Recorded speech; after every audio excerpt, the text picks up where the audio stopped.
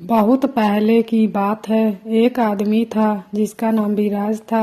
विराज हमेशा एक ही सवाल के बारे में सोचता रहता था, जीवन का अंत होने के बाद क्या होता है। वह अक्सर आसमान की तरफ देखकर सोचता था कि आखिर मृत्यु के बाद इंसान कहाँ जाता है और किसके सामने उसके जीवन का हिसाब होता है। लोग उससे कहते थे कि इन बातों के बारे में सोचने से कुछ नहीं मिलता, लेकिन विराज का मन नहीं मानता था। उसे लगता था कि अगर वह जीवन के इस रहस्य को समझ लेगा तो उसका पूरा जीवन बदल जाएगा।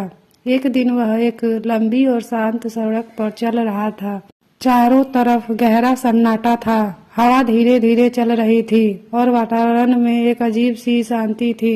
चलते चलते अचानक उसने देखा कि सामने एक व्यक्ति खड़ा है। वह व्यक्ति बहुत शांत था और उसकी आंखों में अजीब सी गहराई थी। विराज उसके पास पहुंचा और बोला, आप यहाँ अकेले क्यों खड़े हैं? उस व्यक्ति ने धीरे धीरे उसकी तरफ देखा और बोला, मैं तुम्हारा इंतजार कर रहा था। विराज चौंक गया। मेरा? वह व्यक्ति हल्का सा मुस्कुराया और बोला, मैं यमराज हूँ। यह सुनकर विराज कुछ पल के लिए स्तंभ रह गया। उसके मन में डर भी था और जिज्ञासा भी। उसने धीरे से पूछा, अगर आप सच में यमराज हैं तो क्या मेरा समय आ गया है? यमराज ने शांत स्वर में कहा, नहीं, अभी नहीं, लेकिन आज तुम्हें वह देखने का अवसर मिलेगा जिसे बहुत कम लोग देख पाते हैं। इतना कहते ही अचानक चारों तरफ धुंध फैलने लगी। कुछ ही क्षणों में आसपास की जगह बदल गई।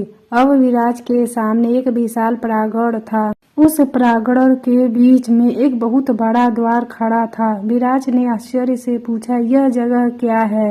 यमराज बोले, यह कर्मों का प्रांगण है। यहाँ हर इंसान के जीवन के कर्मों का लेखा मंजूर है। विराज धीरे धीरे उस द्वार के पास गया। द्वार अपने आप खुलने लगा। अंदर का दृश्य देखकर वह हैरान रह गया। अंदर दूर दूर तक अनगिनत दर्पण लगे हुए थे। हर दर्पण में अलग अलग दृश्य दिखाई दे रहे थे। कहीं कोई हंस रहा था, कहीं कोई रो रहा था, कहीं कोई सोच में डूबा हुआ था। विराज ने पूछा, यह सब क्या है? यमराज बोले, यह संसार के लोगों के कर्मों का झलक है। तभी विराज की नजर एक दर्पण पर पड़ी। उस दर्पण में एक आदमी दिखाई दे रहा था जो तेज कदमों से आगे बढ़ रहा था। विराज ने ध्यान से देखा। कुछ ही क्षणों बाद उसका चेहरा बदल गया, क्योंकि वह आदमी कोई और नहीं बल्कि वह खुद था।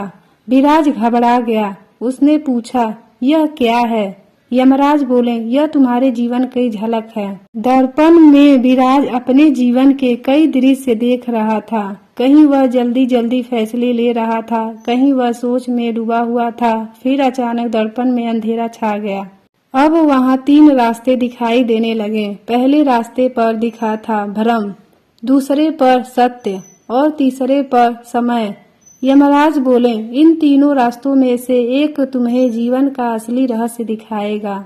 विराज ने तीनों रास्तों को ध्यान से देखा। पहला रास्ता बहुत चमकदार था, दूसरा बिल्कुल शांत और सीधा था, तीसरा रास्ता धुंध से ढका हुआ था।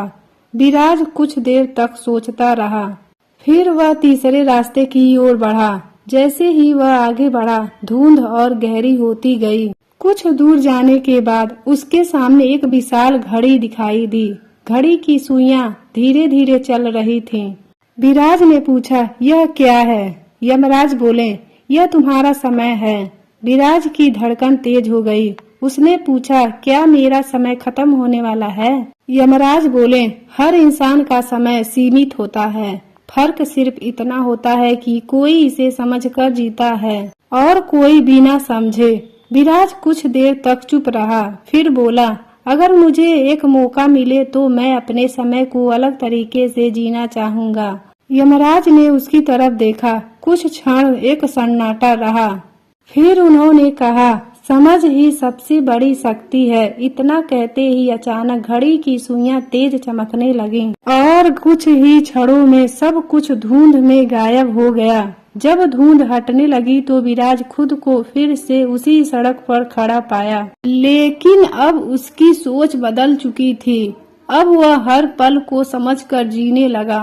क्योंकि उसे पता चल गया था कि जीवन का सबसे बड़ा रहस्य यही है, समय सीमित है लेकिन समझ उसे अनमोल बना देती है। और कहते हैं कि उस दिन के बाद विराज का जीवन पूरी तरह से बदल गया। वह अब हर काम को सोच समझकर करता था और हर पल का महत्व समझता था, क्योंकि उसे पता था कि एक दिन हर इंसान को यमराज के सामने अपने जीवन का हिसाब देना पड़ता है।